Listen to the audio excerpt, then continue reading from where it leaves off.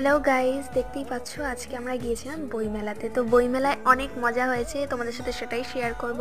প্রথমেই ঢুকে গিয়েছি বইমেলাতে, তারপর একটু পোস্ট দেওয়া শুরু হয়ে গিয়েছিল। তারপর আমরা গেলাম বই দেখতে। যদিও বই আমি পড়ি, ভালো লাগে, কিন্তু বইমেলাতে সেরকম বই কেনার ইন্টেনশন আমাদের ছিল না, আমরা ঘুরে ঘুরে দেখছিলাম। এখানে দেখতে পাচ্ছ বাচ্চাদের ছোট ছোট বই রাখা রয়েছে, খুবই ভালো লাগছিল। এটা হচ্ছে শার্লক হোমসের রচনা সমগ্র। শার্লক হোমস আমার খুবই প্রিয়। তোমাদের কার কার কী বই পছন্দ আমাকে অবশ্যই কমেন্ট করে জানিও।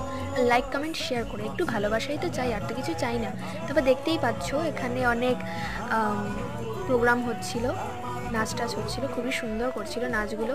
এরপর খেয়ে নিলাম আমরা ফুচকাটা খুবই টেস্টি ছিল গাইস। তারপরে এই যে আমার ভাই নিয়ে নিয়েছিল ঘুগনি।